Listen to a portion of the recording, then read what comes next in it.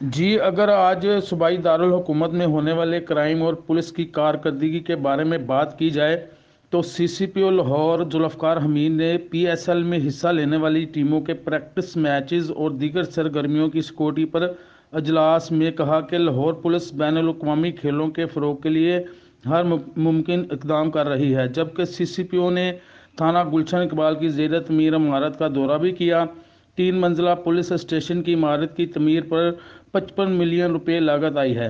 اسی طرح سی سی پی او سے ارکان اسمبلی نے ملاقات کی اور عوامی مسائل اور پولیس سے متعلقہ معاملات پر تبادلہ خیال بھی کیا۔ اگر ڈولفن اسکواڈ کی بات کریں تو انہوں نے نشے میں دھت فائرنگ کرنے والے 2 ملزمان مہران اور علی کو گرفتار کر کے 2 پسٹل اور درجنوں گولیاں برآمد کر لی۔ ملزمان کی فائرنگ سے ایک شخص بھی زخمی ہو گیا تھا۔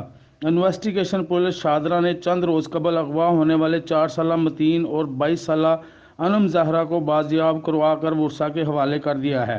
اسی طرح اقبال ٹاؤن ڈویژن نے سابقہ ایک ہفتے کے دوران سنگین نوعیت کی وارداتوں میں ملوث 2 گینگز کے 4 ملزمان کو گرفتار کر لیا، جبکہ ناجائز اسلحہ رکھنے والے 5 ملزمان کو گرفتار کیا گیا ہے۔ لوئر مال پولیس نے دھوکہ دہی اور بوکس چیک کے 2 مقدمات میں مفرور اشتہاری گرفتار کر لیے۔ اسی طرح مصری شاہ پولیس نے نعیم اور عرف نعیمہ بلوچ کو گرفتار کر کے 1100 گرام چرس برآمد کر لی۔ انویسٹیگیشن پولیس گلشن اقبال نے معصوم بچوں کو اغوا کے بعد سمگل کرنے والی لیڈیز گینگ گرفتار کر لیا۔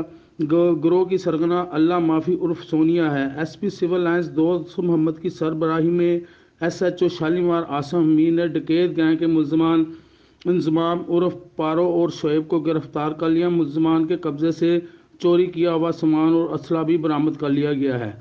اسی طرح جب اگر لاہور کے میں جو ہونے والی ڈکیتی اور چوری کی بات کی جائے تو لاہور میں لاکھوں روپے مالیت کی ڈکیتی اور چوری کی وارداتیں بھی ہوئیں۔ شاد باغ میں چند روز قبل دوست کے بھائی کے ہاتھوں زخمی ہونے والا پولیس کانسٹیبل فاروق دوران علاج دم توڑ گیا، جبکہ منگا منڈی میں 20 سالہ نوجوان اعجاز نے نامعلوم وجوہات پر زہریلی گولیاں کھا کر خودکشی کر لی ہے۔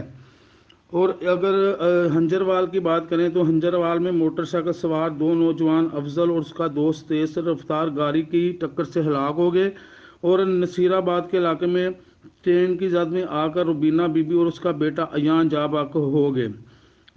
کچھ دیر قبل لیدر مارکیٹ کے صدر عابد پال کو نامعلوم افراد نے فائرنگ کر کے زخمی کر دیا ہے، جبکہ مانگا منڈی ملتان روڈ پر ڈاکوؤں نے ناکہ لگا کر درجنوں افراد کو لوٹ لیا اور ہزاروں روپے کی نقدی اور موبائل فون لوٹ کر فرار ہو گئے۔ ایس ایچ او سبزہ زار رضوان خان نے منشا فروش عباس کو گرفتار کر کے 1 کلو سے زائد چرس برآمد کر لی ہے۔ جی